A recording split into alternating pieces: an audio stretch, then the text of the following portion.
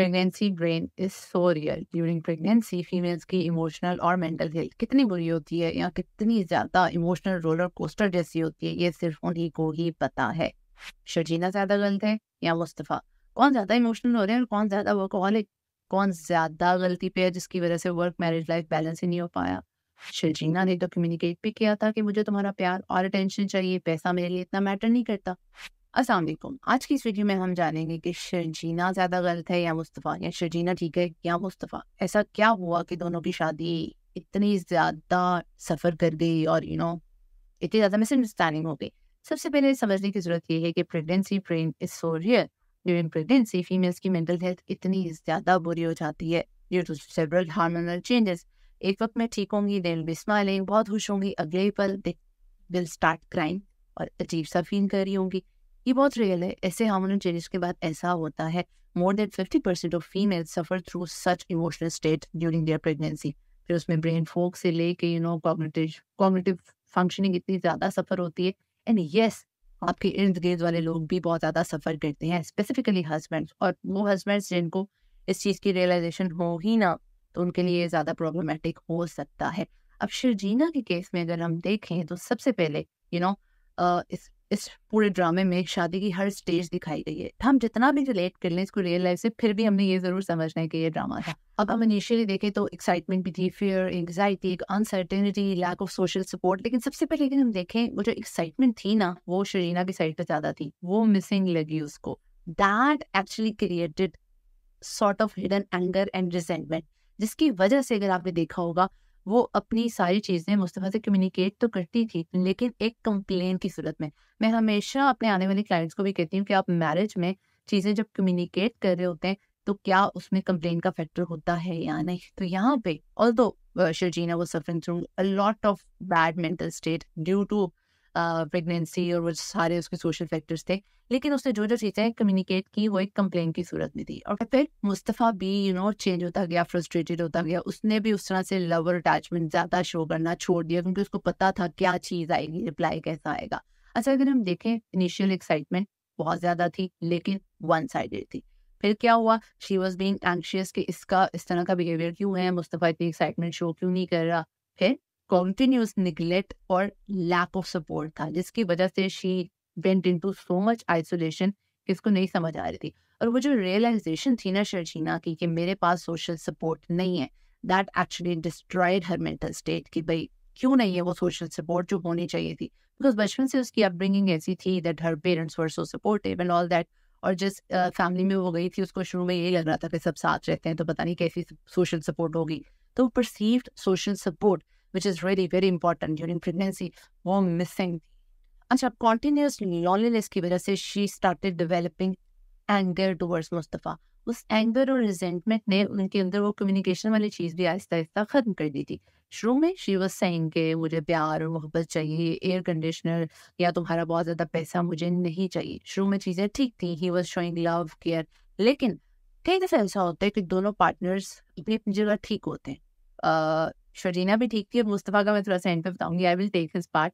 लेकिन कई दफा दोनों पार्टनर्स ठीक होते हैं, सिचुएशन खराब हो जाती है। क्या हो रहा था, शर्जीना की mental state day by day खराब हो रही थी। आइसोलेशन वहीं पे थी, लोनलीनेस वहीं पे थी, lack of care, lack of social support.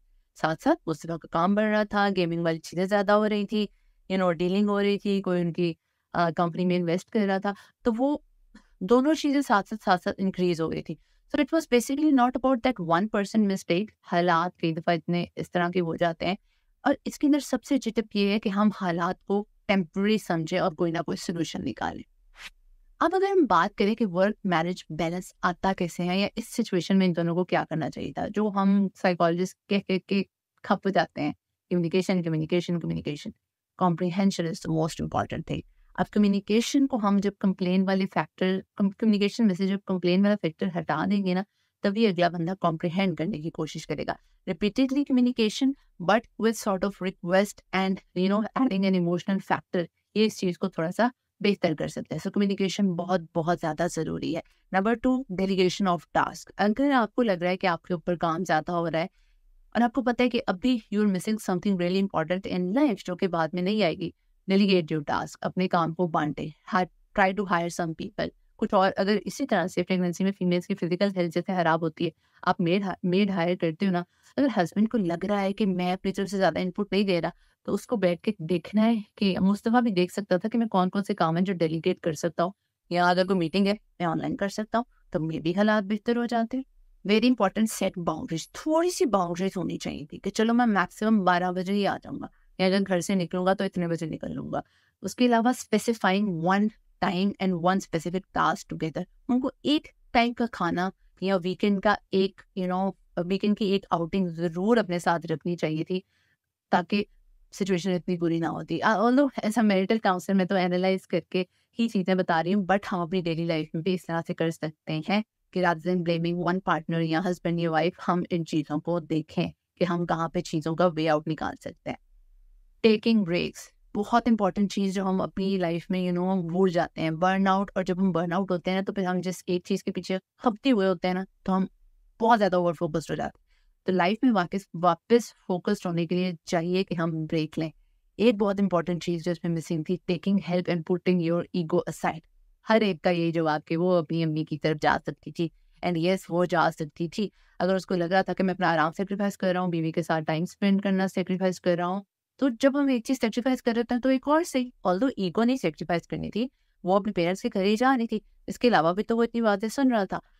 एक लास्ट बहुत इंपॉर्टेंट चीज़, understanding the love language. Show में they had very good comprehension and they understood the love language. जब वो कह रही होती थी कि तुमने इतने दिनों से कोई अच्छी बात नहीं कही मुझे, या हम नाश्ता साथ कर रहे हैं, आप सबने देखा होगा ड्रामे में। तो वो लव लैंग्वेज वाली चीज़ मुस्तफ़ा मिस कर गया ना, कि मेरी बीवी की लव लैंग्वेज क्या है। वो एक क्लोजर चाह रही है, वो चाहती है कि हम साथ में टाइम स्पेंड करें, तो चाहे थोड़ा, लेकिन उसके साथ टाइम स्पेंड करें, उसको रीअश्योर करवाए कि मैंने जो टाइम स्पेंड किया है वो इसलिए किया है कि तुम अच्छा महसूस करो, और अगर मैं नहीं कर पा रहा वो भी इसलिए कि तुम और हमारा आने वाला बच्चा अच्छा महसूस करे। और उसने रिपीटेडली कहने की भी कोशिश की, बट उसका भी अंदाज थोड़ा सा इस तरह था कि वो लग रहा था वो एहसान कर रहा है। सो हमने अपनी आम रूटीन में भी ये चीज़ों का ख्याल रखना है। अच्छा, अब अगर हम बात करें मुस्तफ़ा की, तो हमें अगर पिछले ड्रामा में याद होगा, तो वो अपने अब्बा के सर में मालिश भी कर रहा होता था, और his love language, his way of expression was really really good.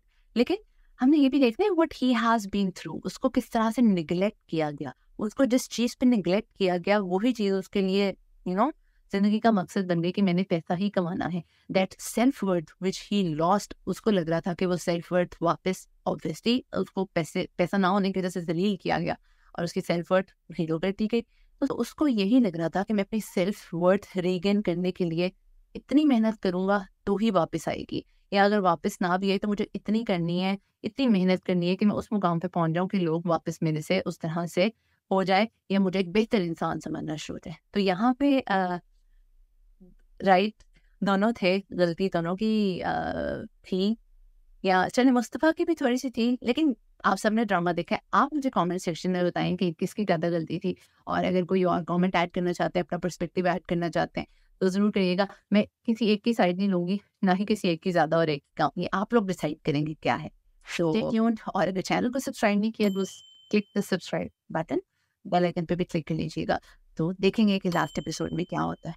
Take care, अल्लाह हाफ़िज़।